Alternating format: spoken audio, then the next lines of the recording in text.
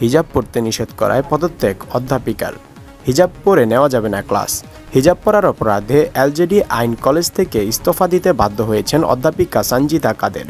পুরো ঘটনার কথা সামাজিক যোগাযোগ মাধ্যমে পোস্ট করেছেন তিনি। সঞ্জিদা লেখেন, কলেজ কর্তৃপক্ষ হিজাব বিরোধী নীতির জন্যই পদত্যাগ করতে হচ্ছে আমাকে। ভারতের রামপুরহাটের মেয়ে সঞ্জিদা কলকাতা বিশ্ববিদ্যালয়ের অধীনস্থ বেসরকারি শিক্ষা প্রতিষ্ঠান এলজেডি আইন কলেজের অধ্যাপিকা তিনি। রমজান মাস থেকে তিনি হিজাব পরা শুরু করেন। 30 মে কলেজ কর্তৃপক্ষ ফোন করে ডেকে পোশাক বিধির ব্যাপারে অবগত করেন তাকে। কলেজ কর্তৃপক্ষ তাকে হিজাব পরতে নিষেধ করেন। ইতিমধ্যে রাজ্যের সংখ্যালঘু কমিশনের দ্বারস্থ হয়েছেন সঞ্জিদা। কমিশনের চেয়ারপারসন হাসান আহমেদ ইমরান জানান, আমরা অবশ্যই কলেজ কর্তৃপক্ষের কাছে বিষয়টি জানতে চাইব। কলেজের চেয়ারম্যান গোপাল দাস জানিয়েছেন তাদের প্রতিষ্ঠানের পোশাক বিধির কথা। তিনি বলেন, আমাদের ড্রেস কোডে ধর্মীয় কিছু পরা যাবে না। সমাজ মাধ্যমে অধ্যাপিকার পাশে দাঁড়িয়েছেন অনেকেই, পাশে দাঁড়িয়েছেন তার সহকর্মীরাও।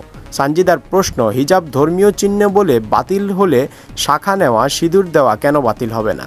ঝামেলার কথা আজ করতে পেরেই কলেজের পক্ষ থেকে অধ্যাপিকাকে তার পদত্যাগপত্র ফিরিয়ে নিয়ে কাজে ফেরার কথা বলা হয়। যদিও মঙ্গলবার তিনি কলেজে যাবেন না বলেই জানিয়েছেন।